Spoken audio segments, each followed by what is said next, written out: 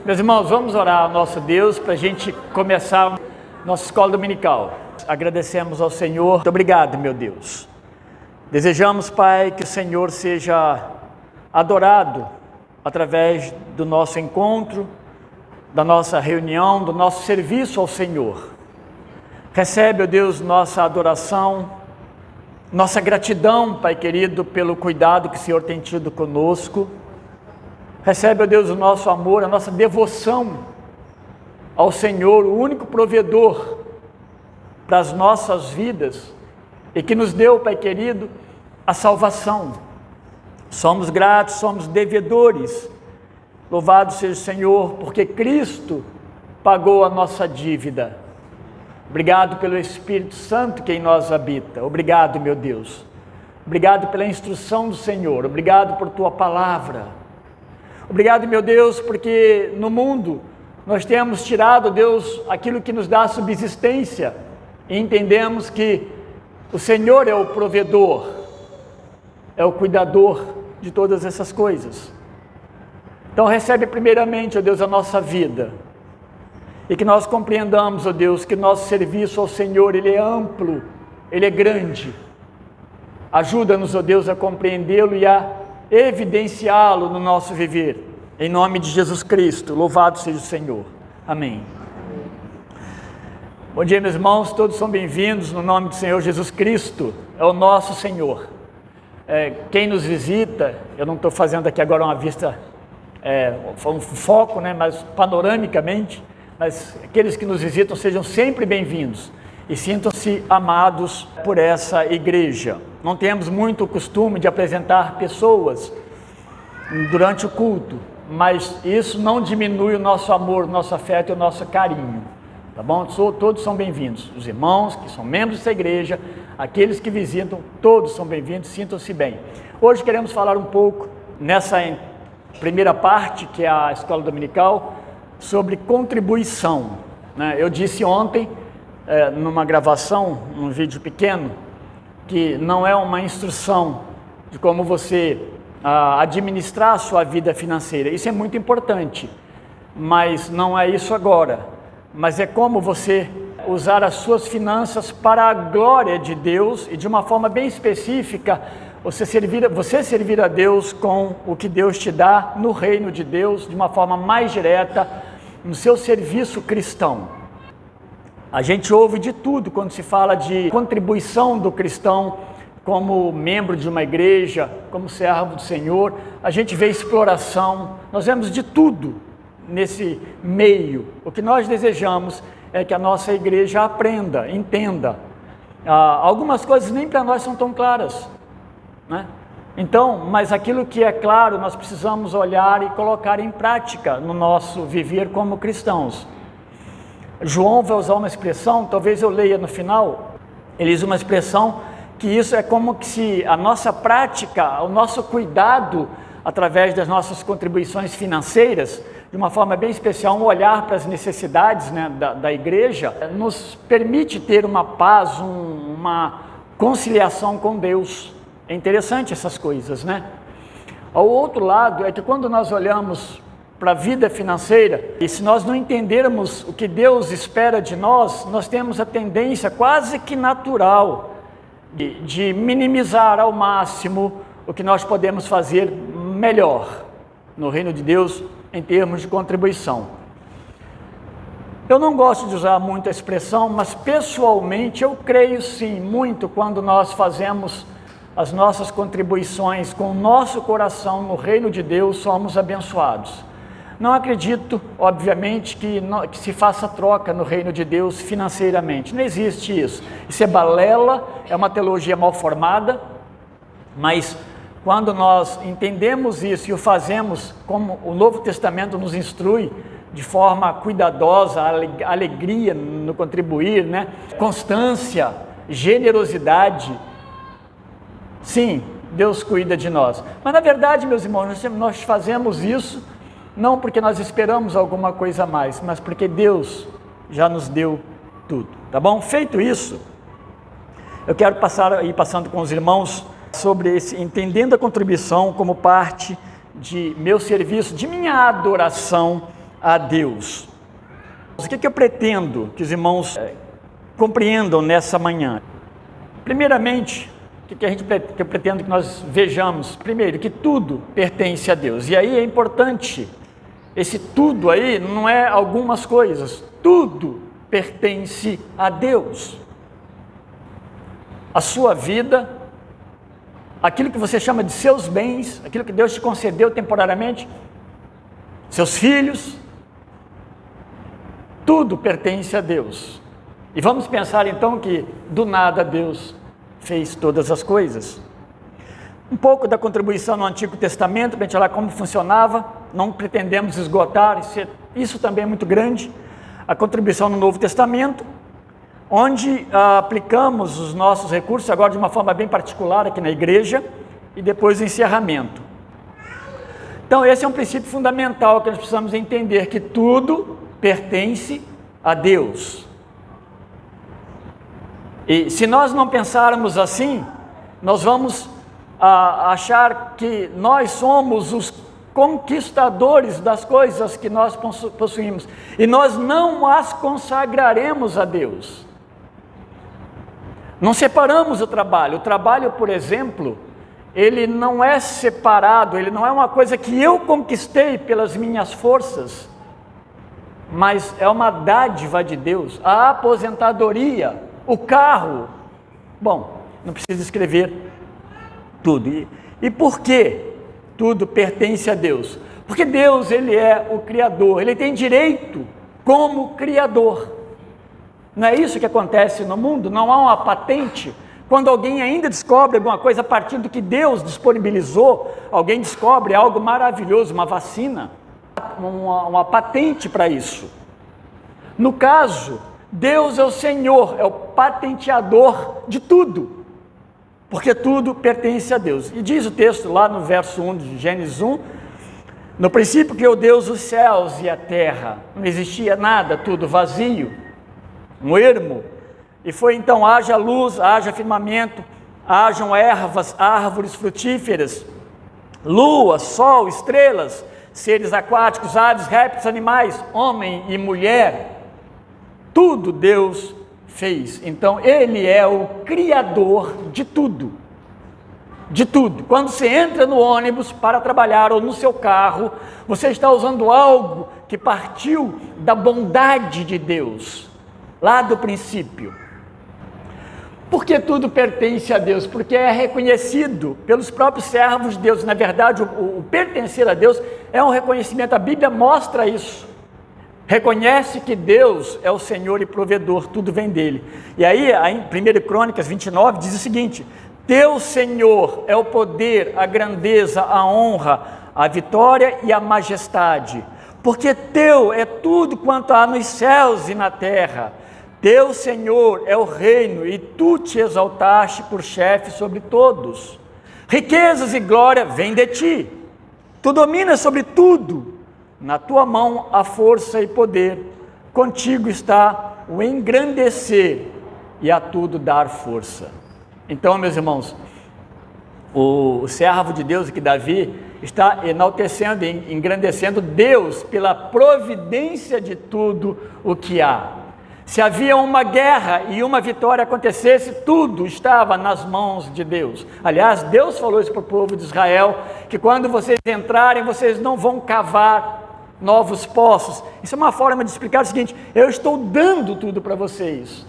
Vocês não precisam de grande força bélica, porque a vitória virá do Senhor.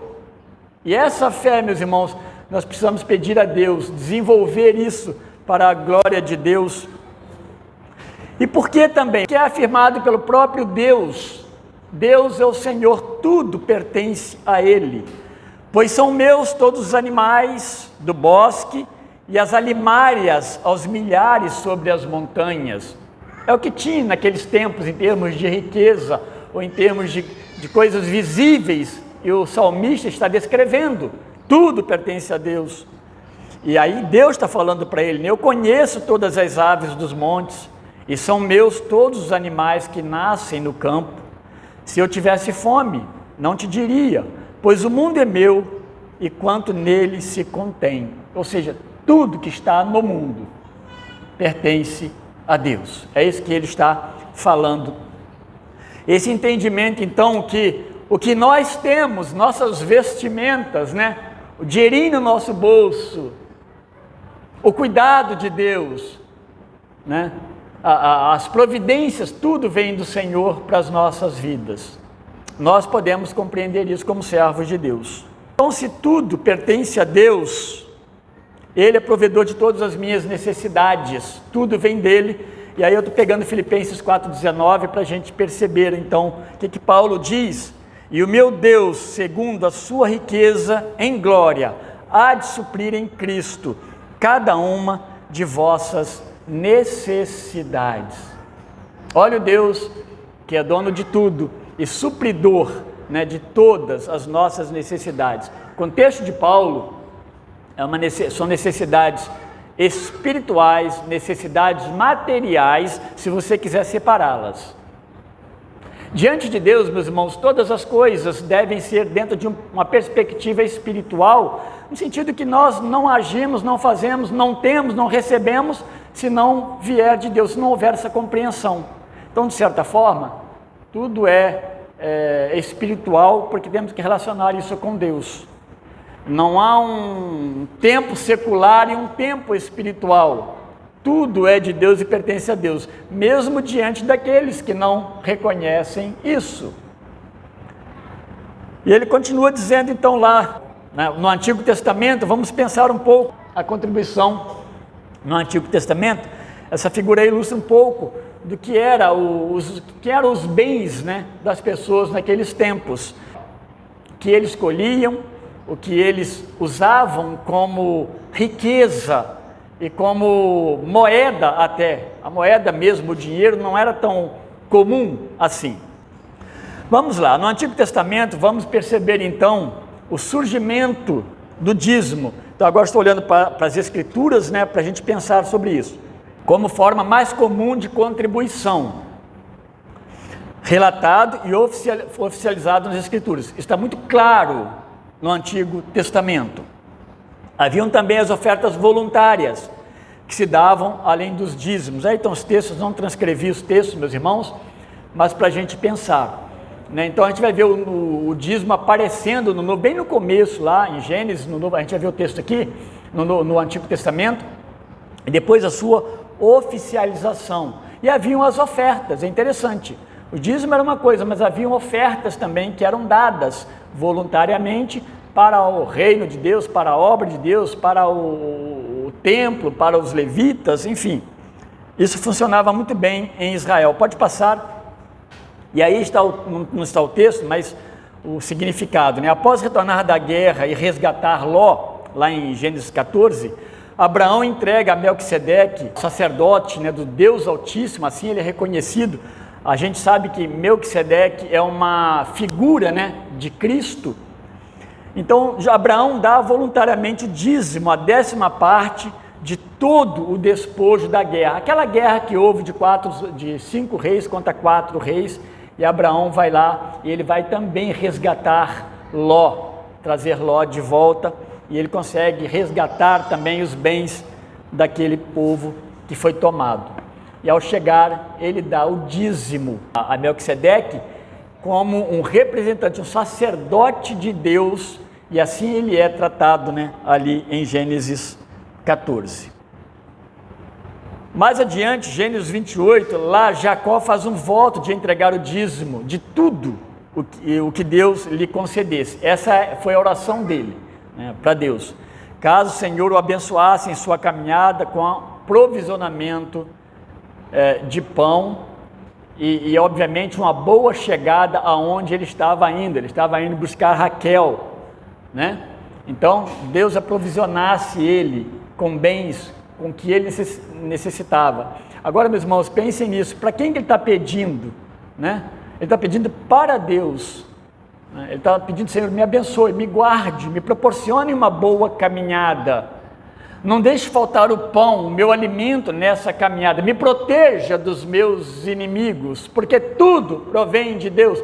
Precisamos aprender isso, meus irmãos, não somente com relação à contribuição, mas Quando nós viajamos e oramos, quando nós saímos, nós vamos fazer alguma coisa, tomar alguma decisão, nós vamos para o nosso trabalho, nós vamos nos movimentar, vamos nos encontrar, vamos nos reunir. Senhor, prepara a minha boca, né, a minha língua, a minha fala, prepara o coração do meu irmão ou do meu amigo, prepara tudo que vai acontecer pela frente. Isso não é errado, porque Deus é o Senhor, e Ele é onisciente, Ele sabe de todas as coisas e conhece todos os corações, os intentos dos corações.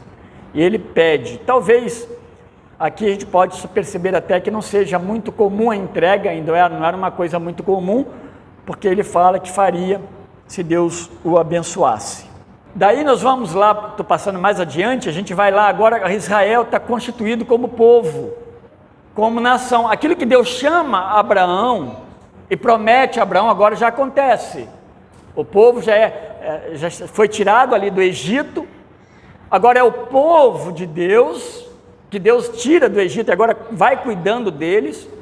Então Deus oficializa o dízimo como prática bem regular ali em Israel, para o sustento dos levitas, manutenção do templo e das festas ordenadas. Eu fiz questão de colocar esses 3 pontos aí, que aí, meus irmãos, esse dízimo tinha finalidades. Ele não era um dízimo que era dado e lá dividia ele para isso, um dízimo para isso. Eram, pelo menos esses 3 dízimos acontecia em Israel. Isso é bíblico, tá? Então, eu pus aí uma observação, segundo, né, os estudiosos, eu já percebi os textos, já li os textos, obviamente, mas todos concordam que calcula-se que os diversos dízimos que era dado pelos israelitas, feitas as contas, chegava-se um percentual em torno de 23% do que Deus lhes concedia. Então aí, o dízimo sagrado, o levítico, né, que chamava de dízimo sagrado, o dízimo das festas e o dízimo para os pobres, são coisas diferentes.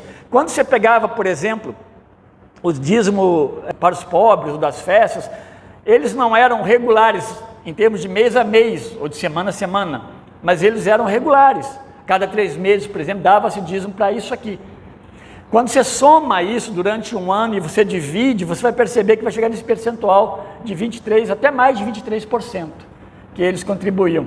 Agora, essa contribuição era um entendimento claro de que tudo vem de Deus. O judeu ele não tinha dúvida que Deus era o Criador e provedor, embora fosse pecador, embora duvidasse muitas vezes, embora cometesse erros nas suas vidas, nas suas administrações, mas eles compreendiam que Deus é o provedor. Não importava quanto eles dessem, entenda o que eu estou falando, eu não estou falando que você pega tudo que você tem de uma forma impensada e põe como oferta, mas Deus olha para a verdade e para a generosidade e para o entendimento de cada um de seus servos. O judeu entendia isso, ele não tinha problema com essas coisas com relação à vida financeira e dízimo. E aí a gente vai ver também ainda no Antigo Testamento, vocês veem que eu não estou fazendo não estou descrevendo com detalhes, mas para que a gente olhe como isso funcionava, pelo menos de uma forma panorâmica no Antigo Testamento. Daí a gente vê a infidelidade do povo em dizimar, vemos também a advertência dos profetas sobre essa infidelidade e os efeitos da infidelidade no meio do povo. Claro que eu não vou descrever isso tudo, mas isso acontecia, todas essas coisas. Por exemplo, segundo Crônicas 31, de 4 a 10, eu não extraí o texto na sua totalidade, mas ao realizar a reforma religiosa, o rei Ezequias, ele restabelece a necessidade do dízimo para que sacerdotes e levitas se aplicassem ao ensino da lei do Senhor. Então, quando Ezequias, ele promove, assim como Josias, de maneiras diferentes, mas ele promove uma ação religiosa ali em Israel, uma das coisas que acontecia, o povo se afastou totalmente de Deus, parou de contribuir. Obviamente, meus irmãos, a gente vai ver isso em Neemias também, os levitas, eles saem porque eles não têm sustento, eles não têm terra, eles não receberam a herança de terra e eles vão para o campo. Por outro lado, o que gera como consequência tudo isso? Gera falta de ensino, né? Descrédito ou descuido com o culto a Deus. Uma série de coisas vão acontecendo. Uma herança perigosa para os descendentes de Israel. Então, quando Ezequias faz esse trabalho religioso, ele promove isso, ele está olhando a volta das festas, os sacrifícios, e entre eles a contribuição. É maravilhoso você olhar lá nesse texto de 4 a 10, 2 Crônicas 31, que a gente vai perceber as bênçãos começam a acontecer. Interessante que enche o cofre, não enche o cofre, não é que o lugar eles ficam ricos, não. E há suficiente, e começa então a se sustentar novamente o trabalho no templo, a manutenção, a limpeza. Passando mais adiante, dentro desse mesmo pensamento aí, a falta, a infidelidade, Neemias 13, de 10 a 12, então lá, pela infidelidade do povo em dizimar, os levitas são obrigados a trabalhar na lavoura, a ir cuidar do gado, é o mesmo contexto. E mais adiante ainda, a Malaquias 3, isso, de 6 a 12, a expressão que se usa muito, às vezes os pastores dão ênfase nessa expressão aí, roubará o homem a Deus, e às vezes usa, né, que o nome do diabo, né, o diabo do gafanhoto, o diabo, não, talvez seja esse o ponto, né? Aqui, como eu digo aí, a advertência devido ao desvio dos estatutos, porque o que acontece? Deus ensinou e ordenou alguma coisa que deveria ser feita, e a falta disso estava trazendo males para Israel, espiritualmente. Aí você vai falar assim, até e se estendendo, obviamente, nas suas lavouras, nas suas colheitas, nas faltas que eles começaram a ter nas suas casas. É claro que isso era produto de quê? De falta de muitas coisas na visão dos servos de Deus daqueles dias. Entre elas, ingratidão e falta de reconhecimento daquilo que eles tanto prezavam, que Deus é o Senhor e provedor de todas as coisas. O Deus que provê se nós não plantarmos, mas formos fiéis. Vamos pensar, se nós não plantarmos, seria uma atitude meio errada. Mas se nós não tivermos como plantar, se não houver chuva, mas o nosso coração estiver voltado a servir a Deus, meus irmãos, Deus entra com providência.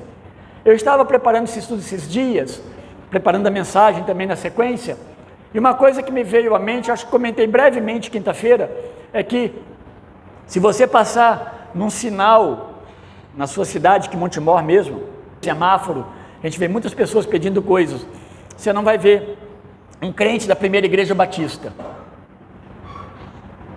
pedindo dinheiro lá, nem aqui, nem em Hortolândia, nem em Sumaré, nem em Dayatuba, em lugar nenhum. Porque existe, meus irmãos, algo maravilhoso que Deus nos ensina, e a gente vai ver isso a partir do Novo Testamento, que eu vou passar agora, é esse cuidado de Deus, esse suprimento de Deus, onde nós suprimos uns aos outros também. Se alguma coisa assim acontece, há alguma coisa errada, sim, precisa ser visto, ser observado. Então, eles não observavam mais o estatuto, não guardando, e aí, especificamente, os dízimos e ofertas, e havia consequência. Quando você entra no Novo Testamento, a contribuição lá, os dízimos permanecem ou não? E essa é uma pergunta que muita gente faz. Permanece o dízimo?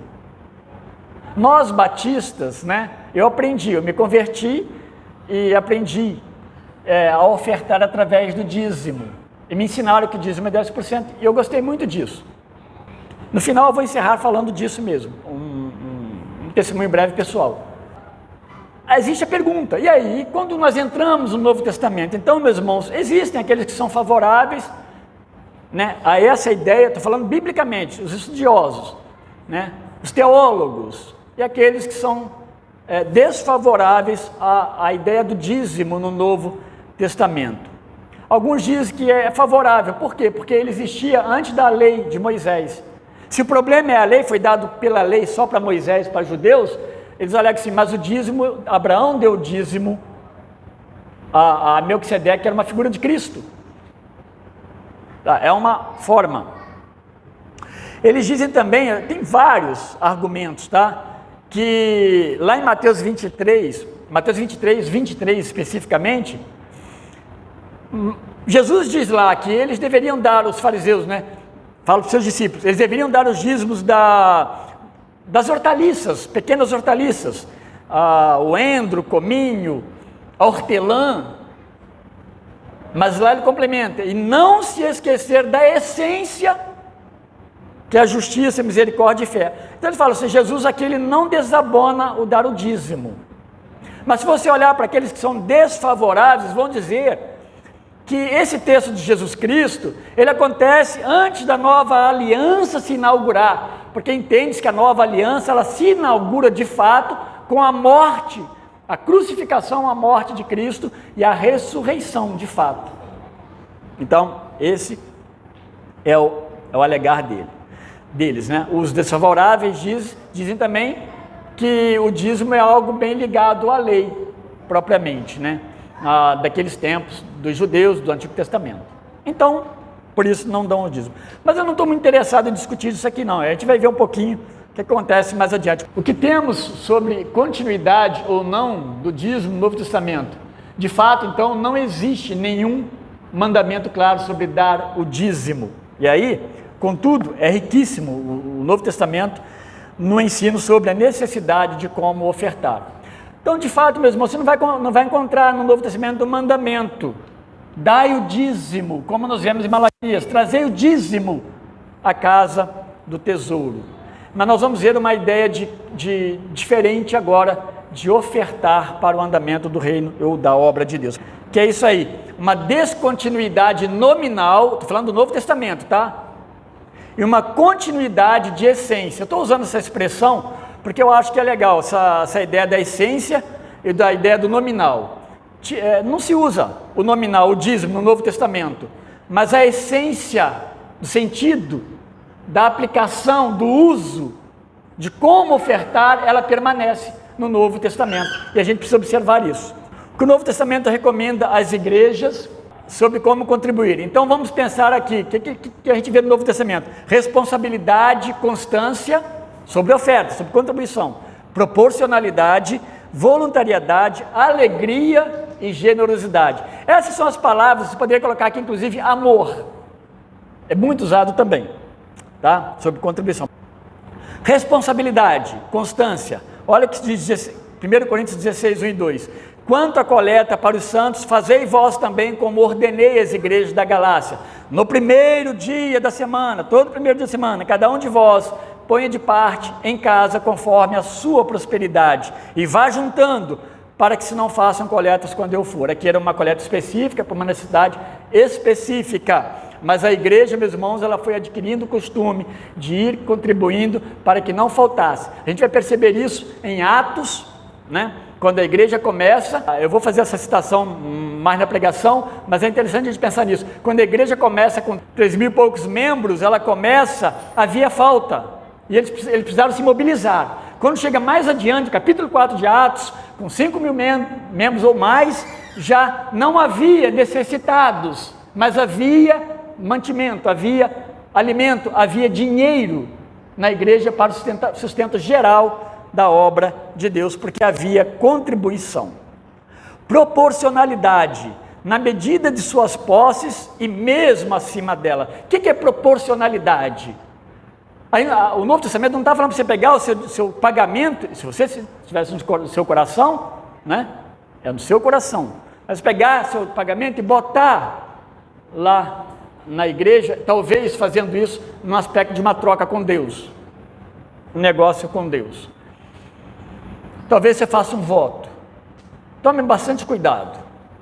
Deus não é movido por nossas motivações pessoais, mas por nossa generosidade. Deus olha para a nossa generosidade, sim. Deus olha para a intenção do nosso coração.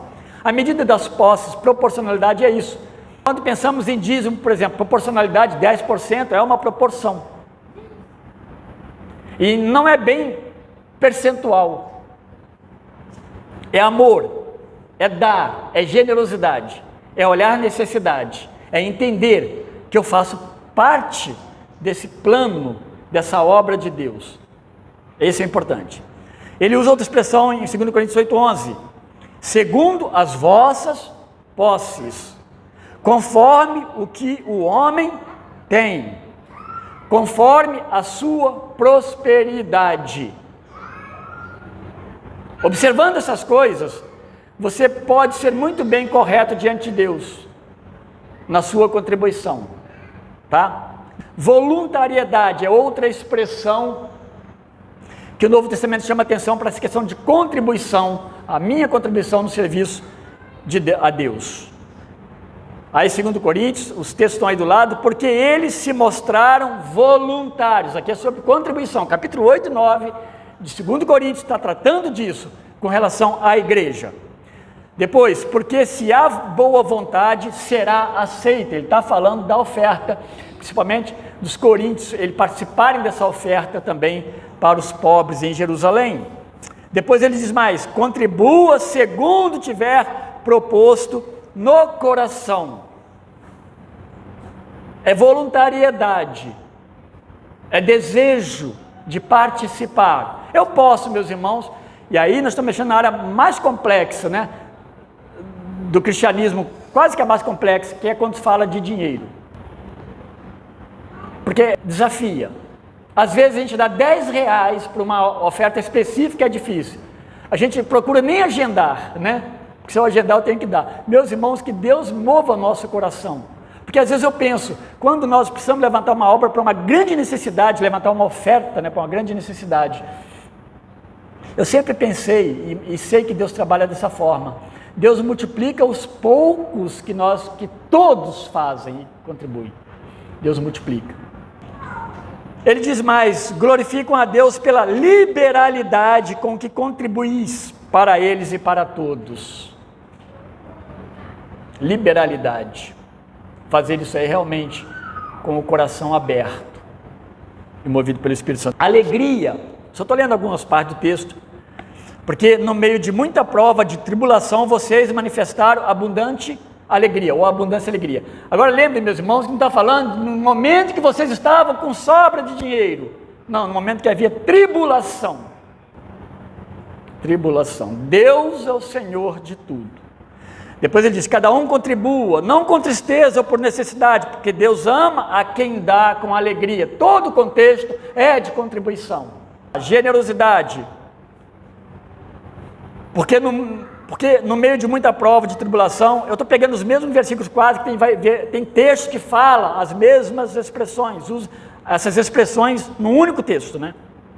Superabundou em grande riqueza da sua generosidade. Talvez generosidade não seja para todos nós, não sei, mas ela precisa fazer parte. Quando nós estamos falando de contribuição, olhar para a questão da generosidade. Assim também abundeis nessa graça de ofertar, para que esteja pronta como expressão de generosidade e não de avareza. A Bíblia mostra crentes avarentos, cristãos avarentos, judeus avarentos, muitos. Lembra o esposo daquela mulher que se tornou de Abigail, Nabal, né? Nabal, avarento. Enriquecendo-vos em tudo para toda a generosidade. Essa ideia de enriquecendo-vos em tudo é a providência de Deus na nossa vida para toda a generosidade. Eu quero, meus irmãos, ir caminhando logo depois, né, desse Novo Testamento para o final, para a gente ter um tempinho de pergunta legal. A Bíblia classifica o ato de contribuir financeiramente como uma expressão do amor cristão. Lembra que eu falei do amor? Aí esse texto de João. Ora, aquele que possuir recursos deste mundo e vir a seu irmão padecer necessidade, aqui uma questão bem específica, e fechar-lhe o coração, como pode permanecer nele o amor de Deus? Pense em Jesus Cristo quando ele olhava para as necessidades, para os enfermos, e ele nem curou a todos. Filhinhos, não amemos de palavra nem de língua, mas de fato e de verdade. E nisto conheceremos que somos da verdade, bem como perante ele tranquilizaremos o nosso coração. Essa expressão que eu disse lá no começo, que repetiria aqui. Porque ele está falando assim, está havendo necessidade, e talvez eu esteja vendo, mas não participando dela. Então pedi a Deus que pacifique meu coração para olhar para isso. E eu não olhar para a grandeza, para o tamanho das minhas, do meu pouco dinheiro. Porque é Deus, meus irmãos, que multiplica. Eu, quando eu me converti, eu não entendia bem a questão de dízimo e oferta. Mas no meu coração ardia o desejo de ajudar. Ardia. Eu sei o que é isso, porque eu lembro disso como se fosse hoje. Ardia. Eu não falava para ninguém, eu não podia dispor de nada meu praticamente, porque era dado na minha casa o meu dinheiro. Era dado na minha casa. Meu pai não morava com minha mãe. Então a gente que cuidava. E eu não tinha como tirar um percentual que fosse. Eu queria chegar nos 10%, que era o dízimo. Mas com o entendimento que eu tinha. E eu orava a Deus por isso. Senhor, me ajuda que eu possa participar do corpo, na contribuição. E foi, meus irmãos, Deus eu não sei. Eu sei que Deus deu, no pouco que eu recebia, eu comecei a fazer isso, ofertar, mas com o meu coração mesmo, não para que Deus me desse alguma coisa a mais. E no pouco que eu recebi e que eu dava em casa, nunca faltou. Nunca faltou. É uma história bem longa até, se fosse contar, mas é uma experiência que eu tive quando eu me converti. No que é aplicado nossa oferta? Isso aqui é mais interno, então talvez tenha mais coisa que nem coloquei aqui. Sustento pastoral, né? A igreja, essa igreja tem um pastor de tempo integral, tem vários pastores, mas eu estou em tempo integral na igreja, a igreja me sustenta, com parte do que entra aqui. A zeladoria da igreja, o cuidado, a manutenção, a limpeza, a organização disso aqui para estar bonitinho, limpinho, para nós sentarmos aqui. Lá embaixo, as classes, alguém limpou e cuidou disso. É o recurso que nós disponibilizamos. Material de higiene e limpeza, outros insumos, conservação dos prédios. Meus irmãos, eu estava pensando esses dias que nós precisamos fazer algumas coisas aqui. E não é fácil. Tudo é muito grande aqui, quando se fala em manutenção. Conservação dos prédios, ampliação, se nós começarmos a pensar nisso, aquisição e manutenção de equipamentos, som, bancos, cadeiras, mesas, refrigeração, energia, pinturas, jardinagem, cozinha, pagamento de outras contas fixas, água, luz, internet, ação social, remédios, alimentos e ofertas, né, quando necessário, sustento missionário, hoje são 3, precisamos atualizar os valores, coloquei aí, só 3, nós graças a Deus, mas estou dizendo assim, 3, precisamos atualizar também. E cooperação denominacional, nos cooperamos com a nossa Convenção Batista Brasileira. Estou finalizando, meus irmãos, as ofertas devem ser redirecionadas para a igreja. Agora estou falando da oferta acontecendo. Ela deve ser direcionada para a igreja, e esta igreja, por meio de serviços voluntários, e a igreja elege comissão elege tesoureiro, a igreja elege a comissão de conferências, a igreja tem uma liderança presbiterial, mas tem uma diretoria administrativa que ela elege e ela cuida disso. Voluntários supervisionados pelos presbíteros vão cuidar dessa destinação, do que você coloca aí. Não é saudável fracionar os recursos antes de serem entregues em sua totalidade aos cuidados da igreja. A igreja vai saber quais necessidades são prioritárias. Vocês entendem isso? O Novo Testamento ensina que nós trazemos nossa oferta, colocamos ela na igreja à disposição. E a igreja, obviamente, por seus membros mesmo, ela já tem um levantamento de necessidades e ela vai aplicando. Com isso, eu quero dizer também que até mesmo a ação social, o certo da ação social não é que ela venha separado do que entra na igreja. A igreja precisa ter a visão de que do que ela tem, se precisou na ação social, ela vai ajudar. Mas a igreja tem a noção do que precisa aplicar. Por outro lado, se eu dou uma oferta para a igreja, agora estou falando de oferta, a minha oferta, R$500, eu dou regularmente R$500. Aí, surge uma oferta especial para missões. Irmãos, vamos levantar uma oferta especial para missões, para ajudar os irmãos lá na Nigéria. E se levanta então uma oferta especial. Mas aí eu pego o meu dízimo de R$500, ou a minha oferta de R$500, e tiro 100 dela. E dou para essas missões. E pego e dou 400 de oferta. Cada um deve fazer, e nós não podemos entrar na sua vida para mexer nessas coisas. Mas eu estou querendo mostrar para os irmãos o que é certo. Quando você tira, e o gasto da igreja é 20 mil, se você tirou R$100, vai dar 19.900, se a entrada foi igual à saída. Ela precisa inteirar R$100. Você entende o que eu estou falando? É por isso, meus irmãos, que a oferta é colocada aos pés dos apóstolos. Nós não colocamos mão em dinheiro aqui na igreja. O presbitério não põe mão em dinheiro. Mas nós precisamos saber e ver detalhadamente como é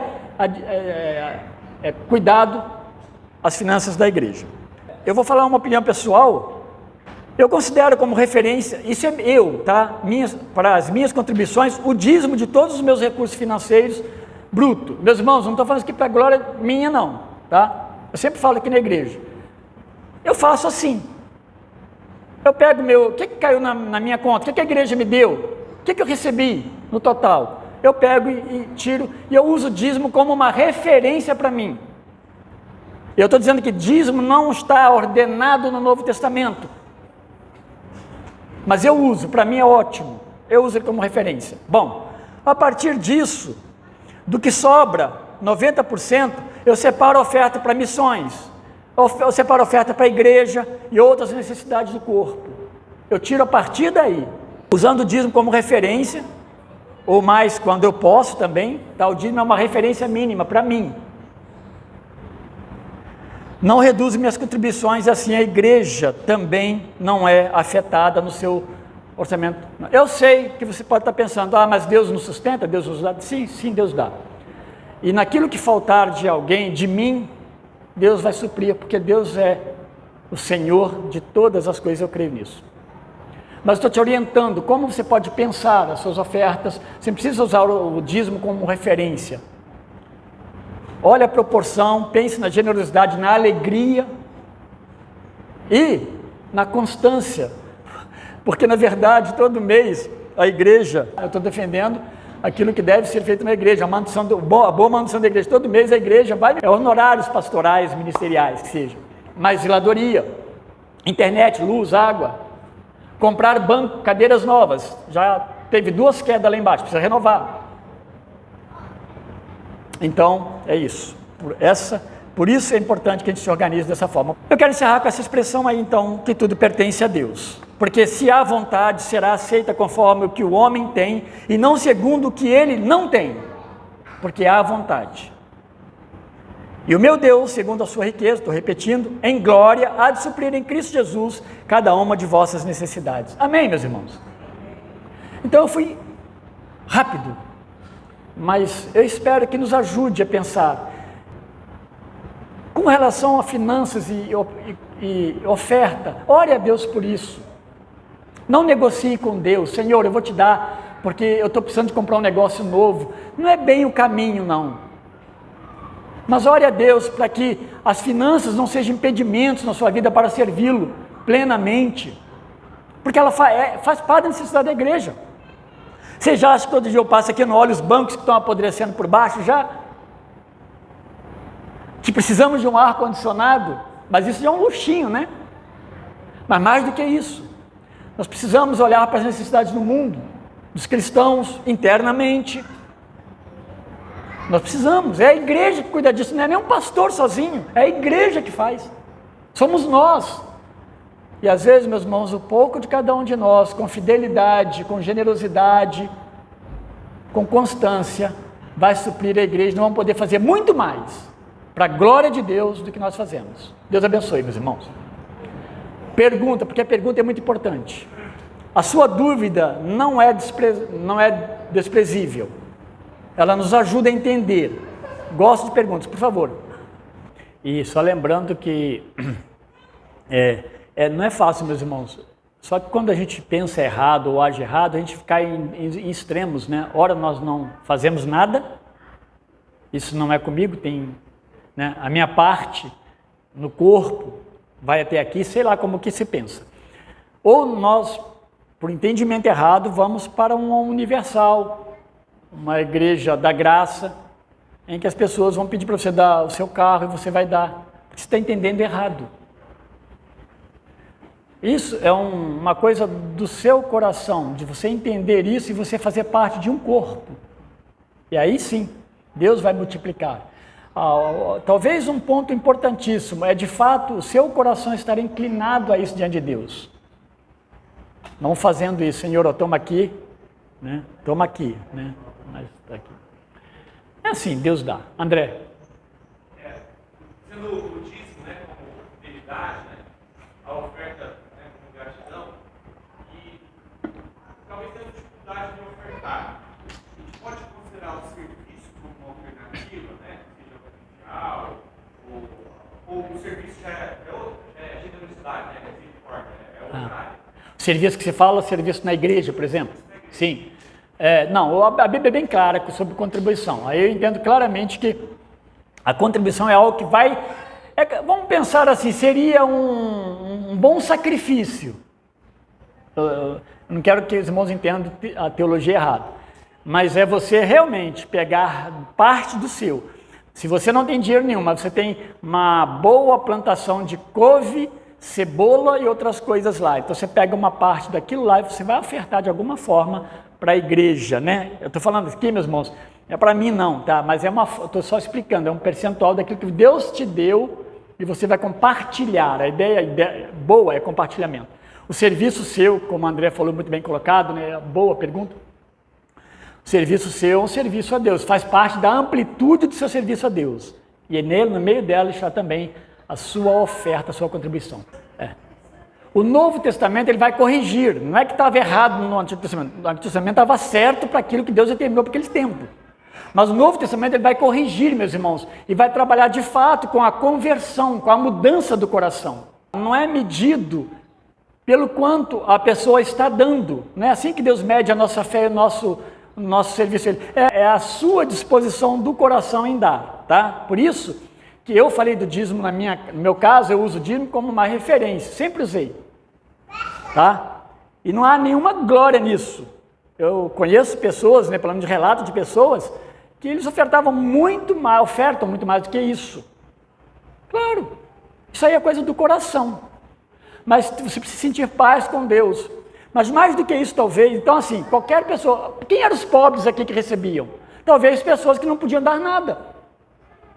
Elas precisavam receber, era a hora da igreja receber. E um dia elas melhoravam, o que elas faziam? Elas davam também, elas entravam nesse grupo de poder dar. Então Deus não vai te julgar e nem te mandar para o inferno, né? Porque você não contribui de forma alguma. A sua salvação está assegurada em Cristo. O que acontece agora no seio da igreja, meus irmãos, são as nossas movimentações para servirmos a Deus de uma forma completa, ampla, perfeita, né? Dentro de uma perspectiva assim, humana. Tá bem? Então não tem problema. Essa é a maravilha mesmo, meus irmãos. Tá? Então sai do contexto de uma obrigação, porque aí a obrigação no sentido assim, nossa, eu estou fazendo porque eu passo meu algemou. Né? Não. Agora, há uma gratidão, há um reconhecimento. Sabe quando alguém te dá alguma coisa? Alguém me falou esses dias que gratidão é bom. Nós estávamos aconselhando uma pessoa, e ela usou, eu e Valéria, e ela usou essa expressão, sim, mas a gratidão é necessária, é boa, nos ajuda, né, a gente ser grato. Está falando dela mesmo. É ser grato. A gente costuma receber as coisas e não volta para agradecer, né? Lembra daquele texto lá dos evangelhos, né? Aqueles que não voltaram? Mas quem nos deu todas as coisas? Você vai voltar para casa agora, vai ter sol, vai ter chuva, vai ter sombra, a noite virá, você vai entrar na sua casa, você vai comer, você entende que tudo é providência de Deus? E talvez tirar a gente, meus irmãos, da acomodação de achar que nós nunca podemos ajudar. Sabe, porque se você não entender isso em forma de gratidão a Deus e orar por isso, dificilmente você vai poder fazer alguma coisa. Sabe por quê? Porque sempre vai faltar. Quando terminar de pagar aquela conta, você vai comprar uma outra coisa. Percebe o que eu estou querendo dizer? Então, ora a Deus por isso, pense nisso, mas não entre no desespero de que você vai para o inferno porque você não está contribuindo. Então não é isso, nós não ensinamos assim, Tá bom? Meus irmãos, eu vou encerrar por aqui para a gente tomar o café, tá? E se você tiver alguma pergunta, alguma dúvida, não quis falar aqui, ficou com vergonha e tal, pode passar para mim, direto, para um dos presbíteros, a gente conversa entre nós, tá bom? Tudo certo?